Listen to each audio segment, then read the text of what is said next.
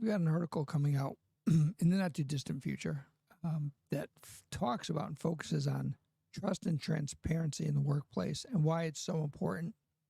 And I think in this world of being in a virtual work environment or a hybrid work environment, whatever you want to call it, I think it becomes even more difficult because you lose that one-on-one, you lose that personal aspect of meeting with someone and talking with someone, and you're doing it now over Zoom or whatever Teams, whatever virtual environment you're using. That's where your conversation's coming from. And I'm not saying that you can't have open and honest and truthful and transparent conversations virtually, but it makes a much bigger impact when you're sitting in a room with someone, when you can have that real body language kind of conversation where you're not distracted by what's around you being in a virtual environment. Because as much as you want to be honed in and focused, there's still outside distractions.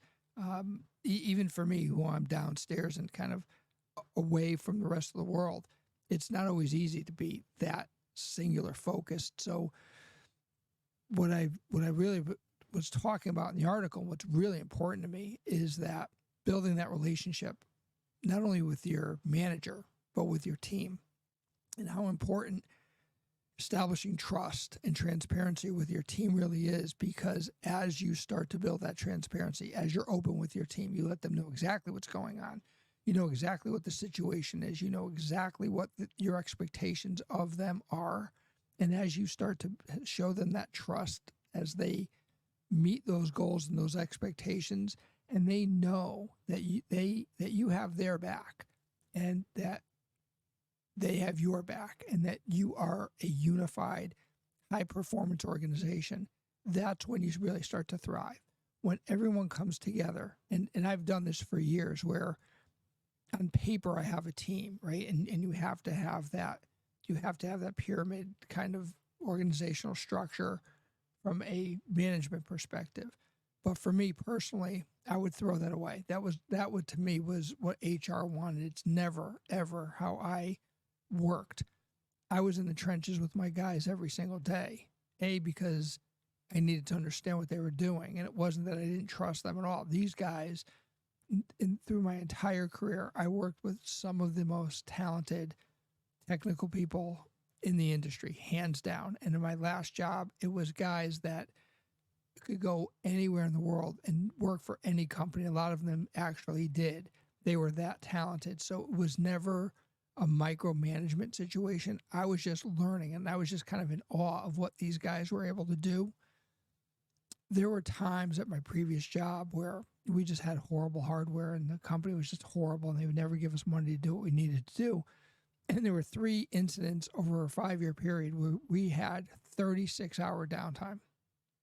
And I was with these guys up for 36 hours while they were just plugging along, just beating it to get everything fixed, to get systems back up. And I was there simply as a cheerleader. That's really all I could do, was just to inspire them. And when they were down, just kind of talk them through, get them off the ledge, because they were just so, at times they were so frustrated because the problems were mounting, and it was nothing that they did. It was nothing they could have prevented. We just have really bad equipment to work with, and these guys worked miracles, and they got this stuff back up and running.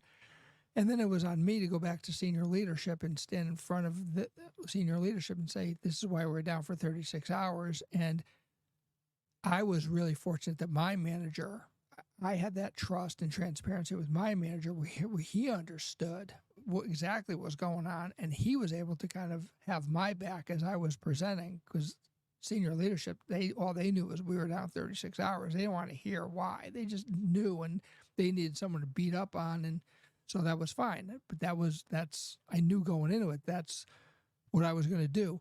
But my team was always there for me, and I think part of it was that whole respect factor, that I respected them, they respected me. It probably took 2 years to get to that level, because when I took over, we were a very fragmented organization, a very fragmented team. Everyone had their own specialties, very siloed. So I had to break down the silos. I had to get everybody together. I had everybody kind of doing their thing together and nobody owned anything, everybody owned everything. And that's a very difficult model to go from being siloed to having this much broader responsibility. But that was my job, was to do that. And the only way you could do that was through transparency and trust. And that these guys understood that I wasn't looking to take anything away from them. I was trying to make them better.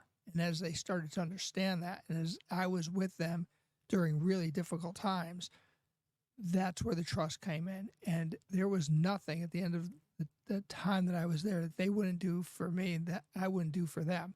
We were just this really, really high performance organization. 5 years it took to get to that level. So this is not something that you build overnight. But I will tell you, now I've moved to this new organization. My manager is the epitome of trust and transparency. And he's just a regular guy that wants to get the job done and understands that. And when we do well, he makes us aware that we did well. And when things aren't going as well as they should, he has no problem making us aware of that. But we step up and we get it done and we move forward. I also work with our former CIO who transitioned to a different role. He was the CIO of two of the largest companies in the world. And then when he decided to retire from that high stress environment, and then he took the SAVE job, did an amazing job for, I think, 5 or 6 years, and then transitioned out to working with me and Head Start.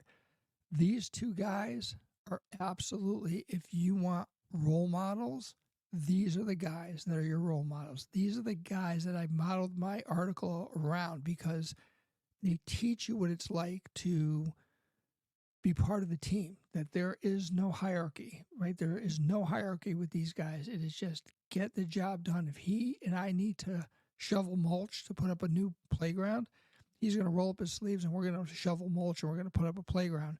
If we need to do anything, we need to mount stuff in a building, it doesn't matter, right?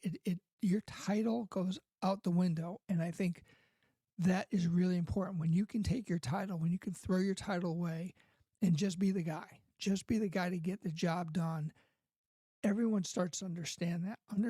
Everyone starts to understand that there's no agenda. The only agenda you have is to get the job done, do the best job you can for the organization. And people see that as you're really transparent about what you're all about. And what I'm all about is just getting the job done. When people see that hierarchy really doesn't exist anymore, and yes, there are times when the hierarchy is important. I get that. But day to day, getting the job done, rolling up your sleeves, getting it done, doing what you got to do, that's the key. You want to create a high performance organization, throw away the hierarchy. I'm sure there's people that are going to debate me on this a lot. Throw away the hierarchy. Get in there with your team. Be part of the team.